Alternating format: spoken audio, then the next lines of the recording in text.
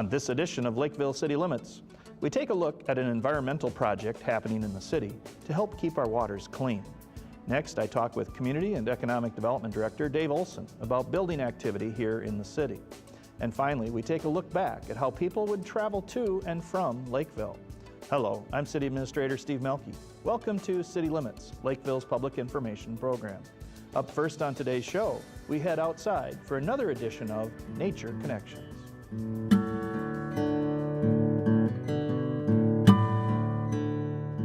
Hi, I'm Ann Messerschmidt, the Environmental Resources Specialist at the City of Lakeville, and welcome to another Nature Connections. Today we're here south of Lake Marion looking at a pond project that's going on, and I have here with us Kurt Kudrin with Dakota County Soil and Water Conservation District, and I just want to take a second to tell the viewers about Dakota County Soil and Water Conservation District, what they do for residents, as well as how we work together with the city. Sure. Well, the Dakota County Soil and Water Conservation District works with landowners, whether that's citizens or cities, to help put in projects and help protect our lakes and our rivers and our streams. So we're really interested in protecting the water quality and making sure that we have nice, healthy places we can fish and swim and boat in healthy waters. So in this particular project, the city approached us last winter and had a series of ponds here and was looking at what they could do to help improve the water quality coming out of these ponds. There's about 72 acres of drainage that come through these small ponds before it hits Lake Marion. So looked at ways to configure those and optimize that performance to make sure that the water coming and reaching Lake Marion was the best possible. So on this particular pond, there's about 6 acres that bypassed the pond altogether. It flowed right along the edge here, right next to the pond, but never actually made it in. So we did a little bit of reconfiguring with the piping, installed a pipe that directs water into the pond so the sediment that's in there can drop out and can treat that water before it goes to Lake Marion. Yeah, I think it'll work really well for this pond. Let's go check out the other two. Sure. All right. Okay, so here we are at the second pond, and this one is basically a sediment basin as well. But what are we doing to this pond to improve the water quality? This pond, we're basically making it larger. So the water coming in here moves so fast that it doesn't allow time for the sediment to drop out. So we're making it bigger. We're changing the outlet, so instead of the water having to flow all the way through and resuspending during a big rain event, it can send the first flush, kind of the dirtiest water in here, and then the higher flows have a chance to bypass and exit through a different outlet on this side. Yeah, I think the enhancement will definitely improve the water going to Lake Marion. So let's go check out the most interesting pond on the other side that's a little more complicated. All right, let's head over there. Okay. Okay, so here we are in the third pond. It's the one we're most excited about here in Lakeville. We've wanted to put something like this in for a while. So Kurt, why don't you tell us about what we have going on in this pond? Yeah, so what's happening here is this is an old basin, and the water used to just pretty much flow from one end to the other, out the pipe and towards Lake Marion. So what we did is we wanted to slow it down a little bit. We added 2 rock weepers, and that'll slow the water, help filter it, drop out some of the sediment along the way. And then on this end where we're standing here, we did soil borings, and there's a layer of clay about 2 feet deep, and below that was nice sand. So the project involved removing that clay, filling with the sand compost mixture so we can get the water to soak into the ground, use the soil to filter it. And the water that doesn't soak into the ground, if we have really big rain and it's coming in too fast, we have what's called a iron enhanced sand filter. And so this is basically clean sand with iron filings in it. And when the iron filings rust, they create an opportunity to grab phosphorus out of the water. So that dissolved phosphorus that's normally really difficult to remove, we can capture by using that enhanced sand filter. So by keeping the phosphorus out, we cut down on the algae growth and the greenness of the lake downstream. Yeah, I think the enhancement with the iron in it would make a huge difference from what we had before and what we have now. Even with the other pond improvements, I think this is really going to make a big difference. Yep, so instead of the water just moving through, we're slowing it down, soaking it into the ground, filtering it, polishing it before it goes into the lake. Well, thank you so much for explaining all that. You're welcome. And if you have any questions about this project or any other questions for environmental resources, you can give me a call at 952-985-4528. The City of Lakeville would like to give a special thanks to the Vermilion River Watershed Joint Powers Organization, as well as Dakota County Soil and Water Conservation District for funding for this project.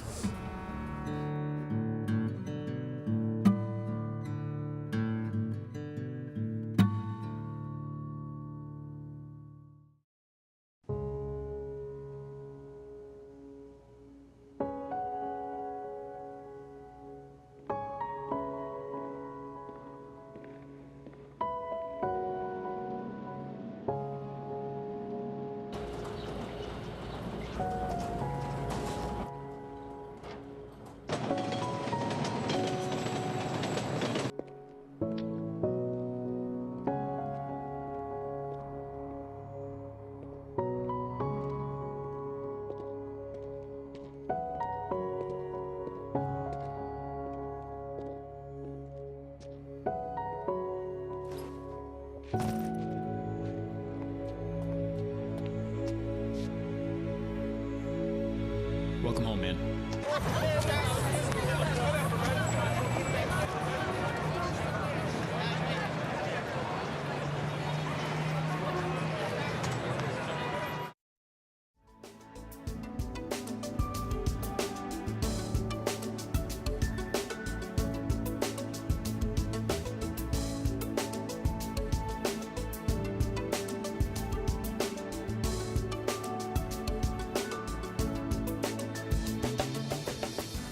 Joining me today is Community and Economic Development Director Dave Olson. Dave, thanks for joining me on City Limits. You're welcome, Steve. Thank you. Dave, talk a little bit about the Community and Economic Development Department and some of the things that you and your department do. Sure. I've been in this position now with the City of Lakeville for just had my 12th anniversary last week, and so it's a job I've been at now for a while. My department comprises both the economic development function for the city, and I also oversee the building inspection function for the city. And both of those areas have been extremely busy this year, and things have picked up significantly over since the recession period that we I think came out of starting last year and continues on in terms of increases this year. So. And in addition to that, we've, in the last couple of years, the City Council has authorized my department to do more in terms of marketing, direct marketing, and basically getting the word out that Lakeville is a good place for businesses to either locate or expand. And do you work with any advisory boards? Yes, the City Council has a 9-member appointed Economic Development Commission. They represent a wide variety of business groups and types here in the community, and yes, they meet on a monthly basis, and they are kind of the sounding board and provide economic development recommendations to the City Council, whether it be either in form of policies or ordinances or in specific projects that are being considered. Well, we're heading toward the end of 2013, and I'm sure everybody that's watching knows that there's been an uptick in development activities. Talk a little bit about what you're seeing, and let's start with the residential community. Sure. That has become quite obvious here. Not only, and that started last year, it's continued and increased even further or more this year. The numbers that came out at the end of October were significant in that the city will have issued residential permits, or have issued residential permits totaling over $100 million this year, and that was through the end of October, so there's 2 more months to go yet in 2013. We haven't seen those kind of residential permit numbers since 2004, which obviously preceded the recession that we went through, and so activity has picked up, and Lakeville was referenced in the recent Star Tribune article over the weekend as having the highest number of residential permits in the entire metropolitan area, and we were followed very closely by the city of Woodbury, which and Woodbury, along with other cities, are seeing comparable increases in residential development. So you talk about the total valuation, but let's talk about numbers of permits. Sure. The primary area of residential development construction right now is single-family homes. I think anybody driving around town and see these new developments popping up can see that. The townhome market hasn't come back since the housing bubble, basically, and so it's almost exclusively a single family. We've issued 304 new single-family permits through the end of October. Again, that exceeds, you have to go back to 2004 or before to see those kind of single-family numbers. So we're on pace, and our typical month right now is about 30 new single-family homes per month, and we fully expect to see close to those numbers even in the last 2 months of the year. So you're going to see somewhere around 340, 350 permits by the end of the year? Yes, and that exceed, we were asked to provide some forecasts mid-year back in June, and I think we came up with what we thought was a fairly conservative number, about 315, but you're right, I think we're going to exceed that and wind up more in the 340 to 60 range by the end of the year. Well, excellent. And what about commercial industrial development? We've seen increase in activity that as well. The total valuation numbers aren't as high, obviously. We've issued over $10 million in commercial industrial building permits through the end of October. It's a combination of smaller new retail construction. A new McDonald's opened in Lakeville off of County Road 46 last week. A new Advanced Auto Parts is nearing completion on County Road 50 near the Rainbow and Culver's in the Argonne Village shopping center area. That will open here later this fall. and there's a new professional office building that will be occupied by Cosmopolitan Orthodontics being constructed right now on Cedar Avenue just south of Dodd, and that will open I think later this year. So those are the new retail type commercial projects we've seen. Probably the largest single project that we've had on the commercial industrial side this year is the renovation of a second building on the Mom Brands, formerly known as Malto-Meal, campus out on the Fairfield Business Campus near I-35 and County Road 70. They purchased a second building next to their existing building that they purchased in 2009 and basically renovated and remodeled a manufacturing warehouse facility into a two-story office building and R&D facility.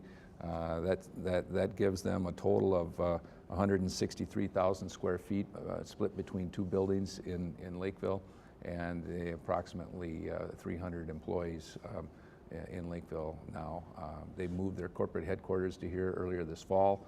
They used to be in downtown Minneapolis. Now they've, between the two buildings that they have in the Fairfield Business Campus, it houses both their technical center in Minnesota and for their corporation, and now their corporate headquarters that were formerly in downtown Minneapolis.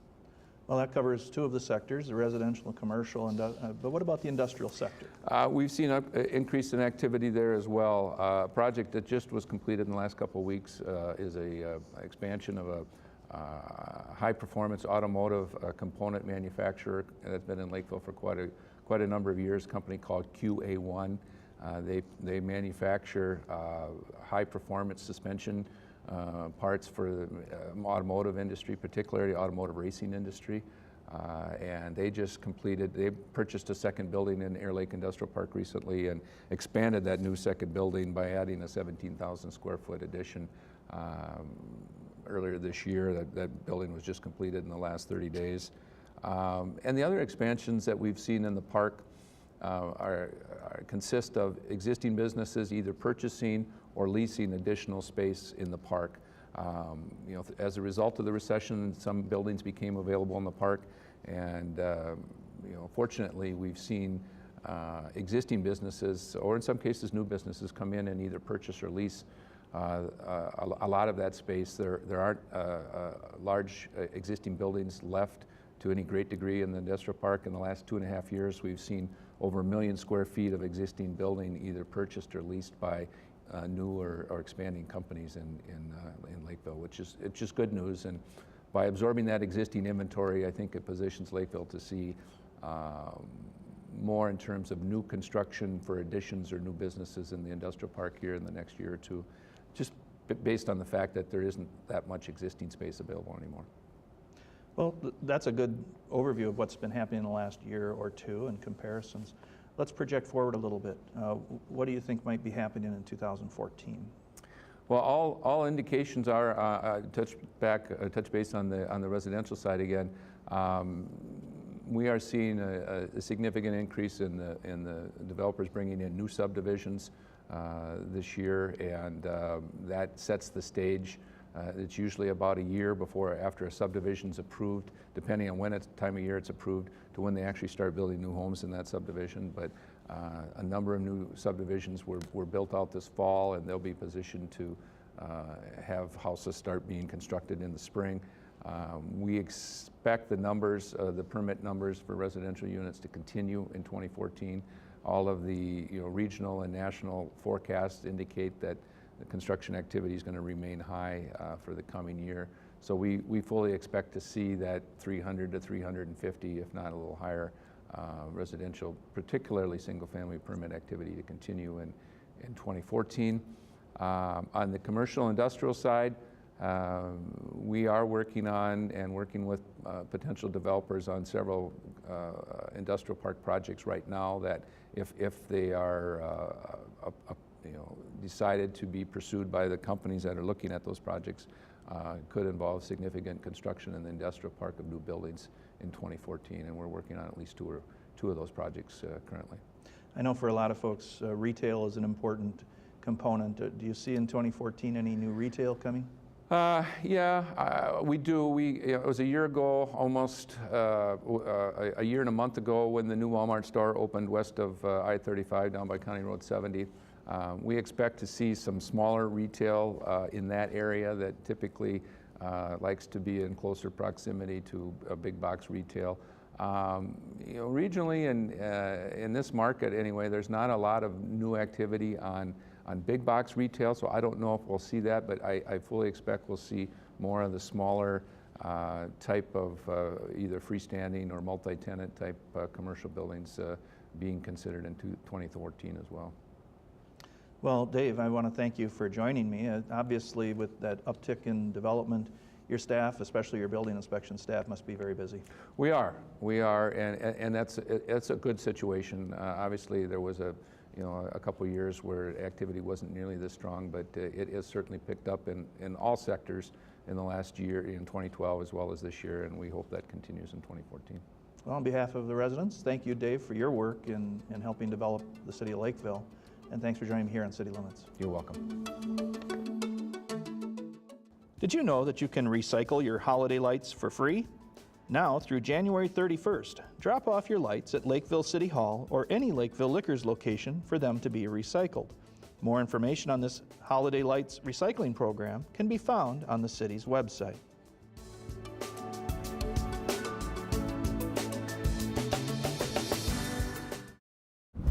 Hey there, everyone! Hank the Hug reminding everyone that they should have a winter survival kit when traveling around this winter season.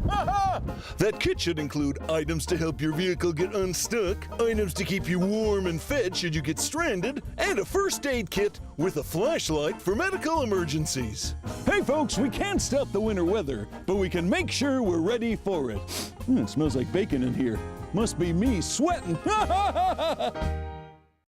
We'd like to remind residents about winter parking restrictions. There is no on-street parking allowed between the hours of 2 a.m. and 6 a.m. from November 1st until April 1st. This ordinance was enacted to facilitate snow removal and to enhance public safety. Violators are subject to citations, towing, and impoundment of vehicles.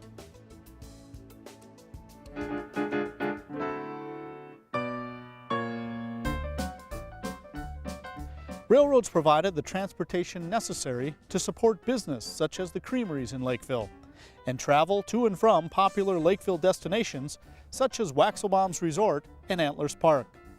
Without the railroads, these historic places may have never been. There were two railroads that came through the area. The first was the Hastings and Dakota Railroad. Constructed in the mid to late 1800s, it ran east-west through what we now know as southern Lakeville. The second railroad traveled north-south and was constructed in the early 1900s, of all things, because of a horse. More on the horse a little bit later. Here is railroad historian John C. Lukey with the history of the first of the two railroads, the Hastings and Dakota. Lakeville's reliance on the Hastings and Dakota Railroad is very much like many, in fact most towns across Minnesota. Lakeville was a wide spot on the road as far as the railroad was concerned. It totally depended on the rails prior to the arrival of the automobile and the highway system for anything and everything as far as its transportation needs were concerned. The Hastings and Dakota, like a number of other early railroads in the state, was incorporated 1857. Basically to build a feeder line from Hastings towards Dakota, funneling traffic back to Hastings and the river connections there. Hastings and Dakota was ill-timed. 1857, there was a large panic that swept the country. There was no money to be had. Nothing transpired during that time period. Things got a little bit better by 1861, however. The Civil War broke out. So it's ill-timed from the start, although there were some Minnesota railroads that actually did begin construction during the time period. Hastings and Dakota did not get started until 1868 when they built a short line between Hastings and Farmington. This was extended in 1869 when it finally made it to Fairfield, as the railroad called it, now Lakeville. This was extended to Glencoe in 1872, Ortonville in 1879, and over the next basically 30 years it was extended as far west as Seattle-Tacoma. The railroad wanted to establish its depot originally at Dodd Boulevard. However, the local landowner saw fit to deny the access to the railroad.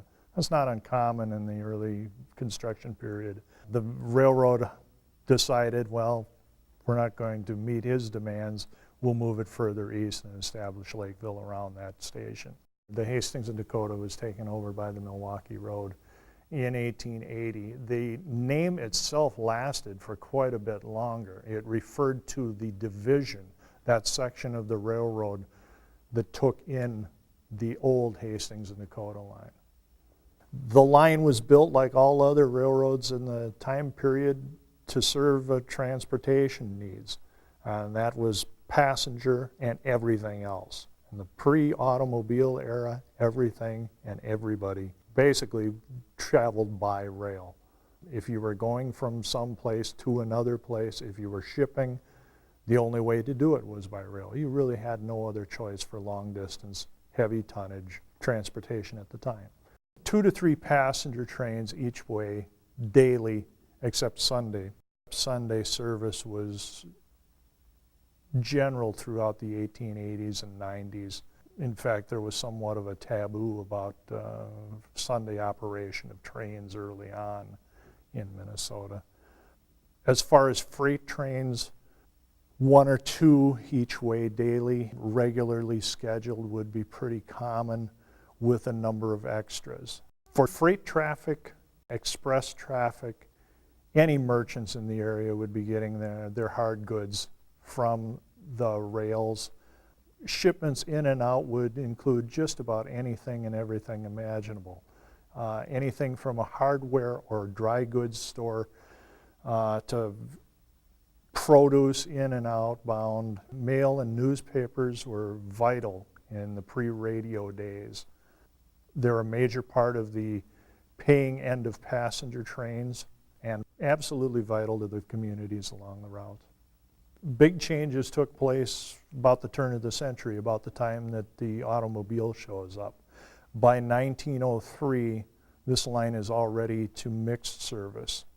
That is freight passenger trains combined. And that's a sure sign that that passengers are finding other ways to be transported to and fro. Part of this is the fault of the Milwaukee Road in and of itself. They did not establish good connections at Farmington for people to travel from Lakeville to Farmington and then via Farmington onto the Twin Cities. So that was part of it. By 1913, the line is running gas electric cars, doodlebugs as they're called, a combination passenger, baggage, mail, and power unit all slapped together in one car. They're experimented with, they're taken off and put on throughout the remainder of the passenger services history on this line. By the time the 1920s rolled around, there isn't much for passenger service on the line through here, and it decreases. By 1934, the line is severed between Farmington, 1934-35 actually, between Farmington and Hastings. That part is abandoned. The line west of Farmington to Cologne becomes largely a branch line operation. Passenger service ended on the line in 1955, early January of 1955. And at that time, it was only mixed train service. Very few, if any, riders. Freight service maintained right up to the abandonment of the line. The first section went officially in 1978 between Cologne and Shakopee. The rails were abandoned between Farmington and Shakopee in 1980. And right up until that time, there was considerable traffic on the line.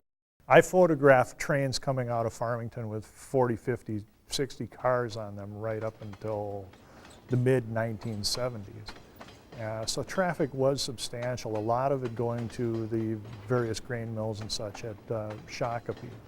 As far as Lakeville is concerned, there wasn't a whole lot here to demand traffic or produce traffic at that time period.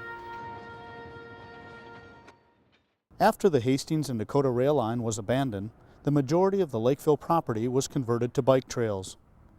But some Lakeville Railroad history has been preserved. In 1970, the Lakeville Depot was moved to Dakota City on the county fairgrounds. The second railroad that traveled through Lakeville had several names throughout the years. The Minneapolis, Northfield, and Southern, the Sioux Line, and currently the tracks are owned by the Canadian Pacific Railroad and leased by a locally owned short line railroad company, Progressive Rail. But this Lakeville Railroad's beginnings were due in large part to a famous racehorse, Dan Patch, and so started the Dan Patch Line. Here is Electric Railroad historian Russell Olson with a deeper look into the history of the Dan Patch Line. Well, the Dan Patch Line really was the brainchild of Colonel Marion Savage, who owned some champion racehorses, one of which was the most famous racehorse, Dan Patch. And Savage had built a fabulous stable in Savage, just on the south side of the Minnesota River. They were looking for a means of transportation to and from the stock farms so people could admire the horses, because horses were the main form of transportation back then, and people were interested in horses primarily. And the racehorses apparently were quite a drawing crowd for the public. One of the men involved in this company, a man named William Mason, who was an Easterner, had railroad experience. He suggested building a railroad from Minneapolis to Savage to provide the transportation. And then when Colonel Savage took a look at the country south of Savage, Colonel Savage was raised in Iowa. And he was familiar with all the farming country down there, and he could see that it was good farmland in southern Minnesota and in Iowa. So he thought, well, we'll build a railroad on down to Rochester and to Dubuque, Iowa, tap all that farmland, and a good source of sales for his stock food, animal food. And then there was an electric railway building west from Rockford, Illinois. They intended to get to Dubuque, and they figured they would connect up there. So he was planning on building a high-speed electric railroad, double track with carrying heavy railroad freight cars, railroad passenger cars. So the was able to apparently sell a number of people on the idea. They were able to incorporate a company in early 1907. He decided not to sell bonds to finance construction, but to sell stock to local farmers, local people, local plant manufacturers. So he picked a bad time because there was a financial depression about 1907 that set in. So the money raising was quite slow. So he didn't get started until construction about probably 1908, 1909. And they were able to open from 54th and Nicollet on the edge of Minneapolis down through Bloomington and across the river into Savage in July of 1910. And they finally reached Northfield in December of 1910.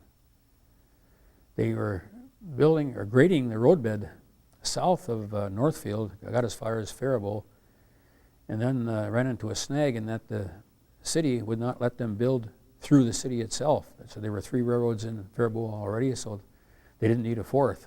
So he was stymied, and that's where construction ended. They never actually laid track from Northfield to Faribault. What they did do was to get trackage rights over the Chicago Great Western, which had a branch line that ran from Randolph through Northfield to Mankato. And they got trackage rights to operate over that, so they extended their passenger service and freight service over that branch line.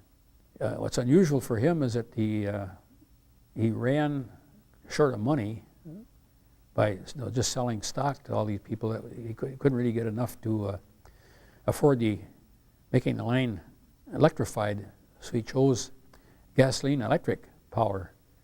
And these were self-propelled cars that they had electric motors on the axles just like streetcars did, but they had a gasoline engine on the car which powered an electric generator, which generated electricity to run the motors on the axles. So he ran gas electric passenger cars for all of his passenger service, and then he had General Electric Company develop for him a gas electric freight locomotive. So starting about 1913, they advertised their line as the only gasoline electric railroad in the world. Passenger service and freight service entirely by gasoline electric equipment. But in 1914, he got his first steam locomotives. But he figured they'd have a heavier traffic and freight, and he needed heavier equipment to pull it. So he had his steam locomotives, and that ended his claim to fame as the only gas electric railroad. And then he, of course, took over Antlers Park and expanded that to get some recreational traffic, passenger traffic, added more recreational facilities, the bathhouse, the slide out to the lake, and a lot of those facilities. And they built a spur track from the main line right into the park, so they could back in entire passenger train full of cars to serve the park. But all of that came to a halt in about 1916 when Dan Patch, the famous racehorse, became ill and died. At the same time, Colonel Savage happened to be in the hospital. He was suffering an illness. Apparently the news that his favorite horse had died broke his heart, and he died also within 32 hours later. And that pushed the railroad into bankruptcy. And that's the way it stood for 2 years until some local Minneapolis businessmen decided that they could use that freight line to benefit themselves.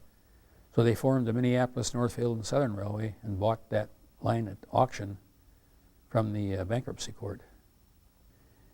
And during the Minneapolis, Northfield, and Southern early days, they had special trains that would run, special service that ran as far as Antlers Park, up until about about 1920, early 1921, when that stopped. So it just became just a regular passenger stop. Well, the MN&S, when they started out, offered a goodly amount of passenger service. When the Dan Patch line went bankrupt, they quit operating over the Chicago Great Western from Randolph through Northfield to Mankato, but the MN&S took that over again. So they were operating the passenger service down to Mankato and to Randolph. And they operated a good schedule. I've got some old timetables that show that they had a lot of service. But the early 1920s is when the automobiles first started to be mass-produced. So about that time is when things started to taper off. They gave up the Mankato passenger service about 1925. They ran 2 round trips a day up until about 1932, and then it was cut down to about one round trip a day. Came up from Northfield, came up to Minneapolis, and went back from Minneapolis to Northfield at night. And that ended in April 1942. Well, the Minneapolis, Northfield, and Southern was a very successful railroad freight carrier. They had built an extension from Golden Valley up to Crystal in 1927 that connected with the Sioux Line, so they could run into the Sioux Line's Shoreham Yard and also in the Northern Pacific Railway's Northtown Yard. So they, in effect, had a freight railroad belt line from all the way from Crystal on the west side of the cities all the way down to Northfield. And they carried an awful lot of what they called bridge traffic, where the cars would come in from all different directions, either to Northfield or up to the Sioux Line's yard in Shoreham. Then they would bypass the whole Twin Cities area by using the Minneapolis, Northfield, and Southern. And you could save 2-3 days travel time with their freight shipments. And that continued up until some of the railroad mergers in the early 1970s. So a lot of their traffic dried up in that 10-year period there, 1970 to 1980. And so it ended up being more and more of just an industrial switching line. And the railroad was owned by one family, the Pence family. And when it started losing money about 1979, 1980, the family decided they didn't want to run a deficit railroad operation. They wanted to get out of it.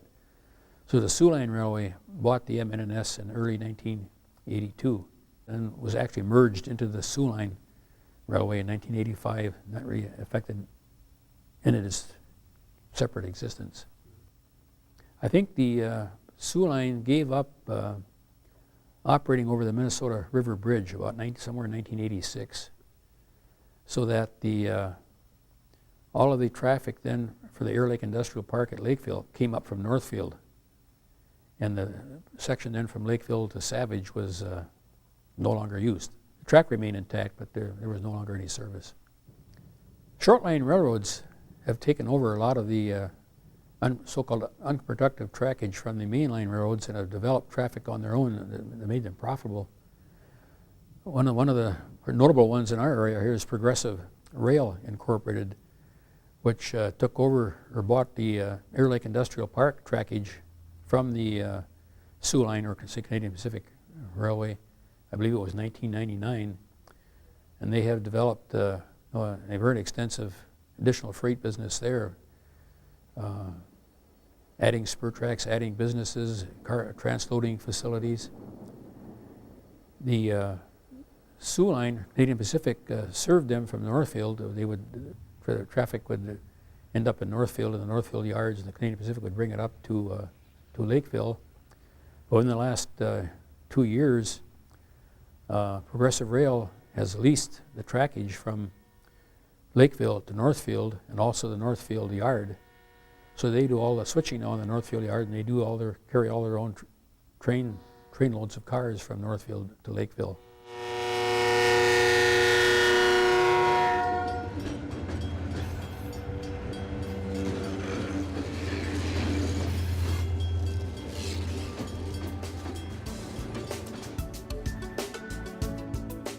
Now it's time for the answer to today's trivia question, which is, approximately how large in square miles is the city of Lakeville? If you guessed B, 38 square miles, you would be correct.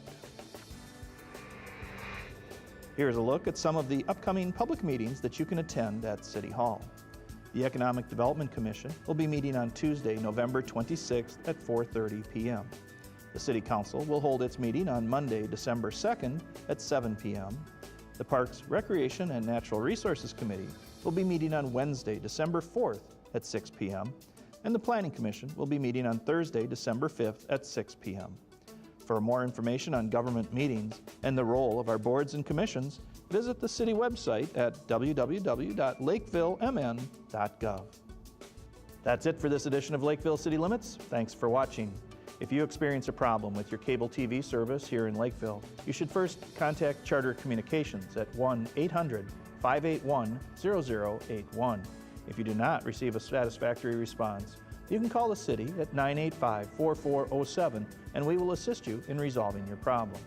And just a reminder, you can see all of our programming online on the city website at www.lakevillemn.gov. Thanks again for watching this program and all of the programming here on LG TV.